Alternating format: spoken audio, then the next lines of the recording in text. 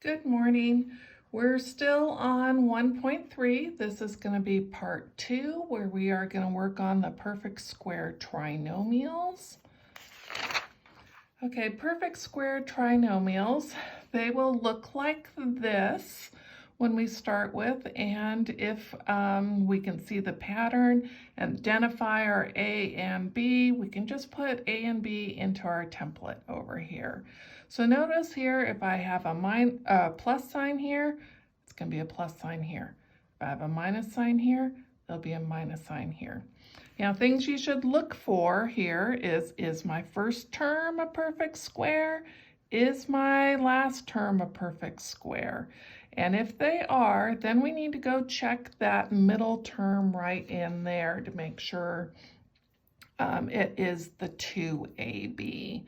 So you can use other methods to factor this, but if you can notice that the first term and the last term are perfect squares, it can save you some time. Okay, so let's take a look at, this right here. That really means A plus B times A plus B, right? That equals that. Well, if I FOIL it out, I get A squared. That's going to be plus AB, that's going to be plus AB, and that one's going to be plus B squared. Okay, those guys are actually like terms, so we can put those together. This will be A squared, and when we add those together, remember we have the coefficient of 1 right in front of those, so we would add those. 1 plus 1 is 2, and AB. So we have 2AB plus a B squared. And notice that's what we have up here, okay? So let's see how this works with the problem. Here's our example number 1.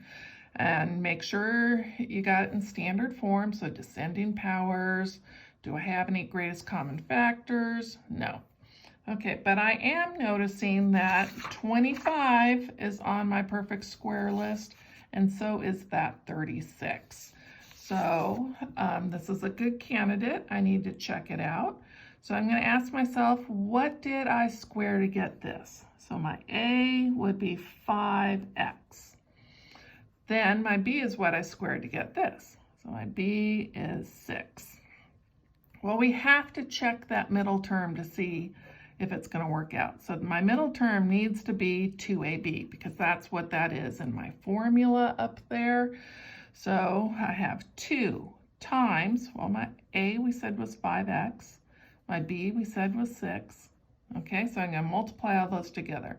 That gives me 10, that gives me 60, and an x, 60x. I got that right there. Don't worry about that sign right there for this, because that sign just tells me which one of these I need to use. I do have the 60x, which I'm looking for. Okay, so it means I can use one of these formulas. This sign right here tells me which one I'm going to use. So I'm going to use this one up here, the A minus B squared. Okay, so my A is 5x minus my B is 6 and square it. And that's it. There's all there is to it. Let's check this, see if it worked. So 5x minus 6 times the 5x minus 6. Okay, distribute. We're going to FOIL it out.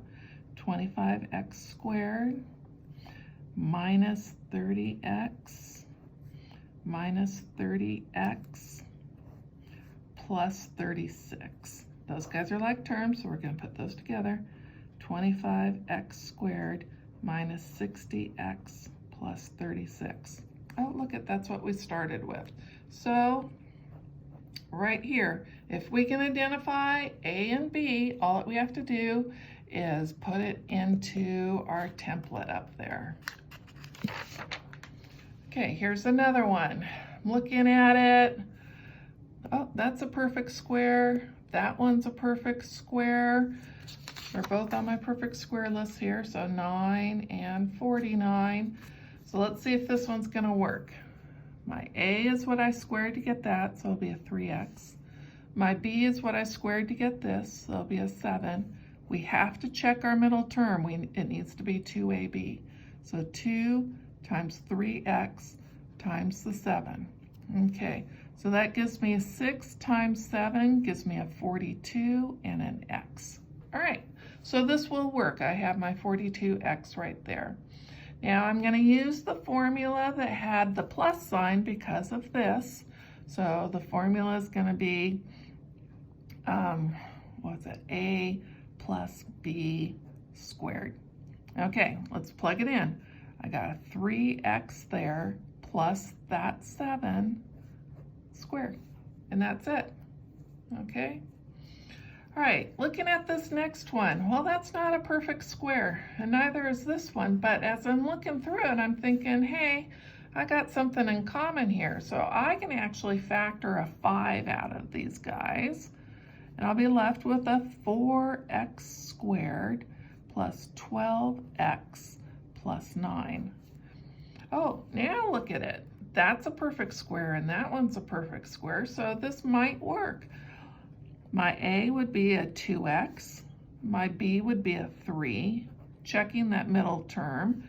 So 2 times 2x times 3, so that's 4 times 3 gives me a 12x. Oh, that's my middle term right there. Okay, so I'm going to use the plus one, the sum one formula, which went a plus b squared. So where's my a here? 2x. Plus my b is 3. I'm going to square it, and don't forget to bring this one down and put it up front. And there you go. Okay, looking at the next one here. Okay, I got a perfect square here and a perfect square here, so it's a good candidate. My a would be 5x. My b is going to be 1. Have to go check that middle term. Okay, so now I have 2 times 5x times 1. That gives me a 10x. That is not my middle term, so this does not work on this one. This one here we actually cannot factor. It is prime. Okay, another one here. Oh, look I got an equal sign. So when we have an equal sign, we are solving. We're going to use that zero factor property. We need to get things in standard form and factor it so we can use that zero factor property. So I'm just going to move this to the other side. So 9x squared plus 12x plus 4 equals 0. Well, this looks like it's a pretty good candidate because that's a perfect square and that one's a perfect square. So let's check this out. My a equals 3x, my b equals 2. Okay, let's check out that 2ab. So 2 times 3x times 2, 6, 12x. Okay, I got the right one here. I'm going to use the plus one, the sum. Okay, so a plus b would give me, here's my a, 3x plus my b, here's that, squared equals 0. Okay, I'm going to take this over here. This really is 3x plus 2 times 3x plus 2 equaling 0. Okay, let's make our two little mini equations. 3x plus 2 equals 0. 3x plus 2 equals 0. Now solve for x, so I'm going to get 3x equals a negative 2. Divide both sides by 3, so x equals a negative 2/3. Doing the same thing up here. It's actually going to turn out to be the same, right? Because that's the same. Let's move it over. 3x equals negative 2. Divide by 3. So x equals a negative 2/3. This is a double, okay? You can write your answer twice or you can write it once. It doesn't matter. Okay, so get it in standard form, equaling 0. Take a look at it. See if it's going to work. Okay. This is in standard form, equaling 0. That's not a perfect square, but as I'm looking through, I see I got a 5 common in all of that. So 5, Factor that out.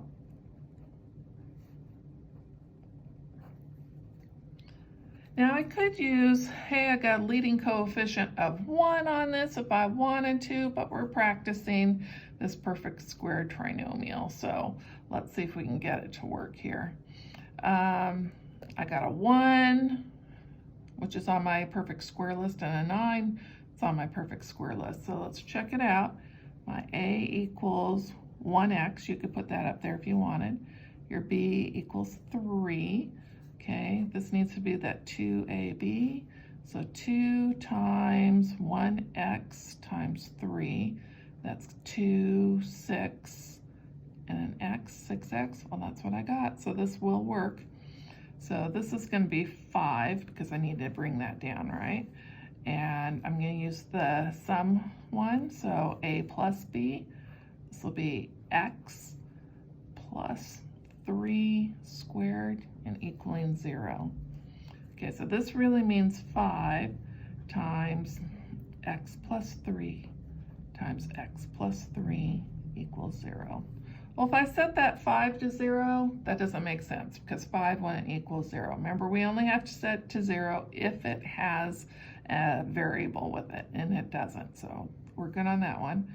Set this one to 0, it's going to give me a -3. Set that one to 0, a -3, so another double there. All right, there's plenty of videos on the My Open Math website if you need to look at some more. So this is the end of part 2. Bye.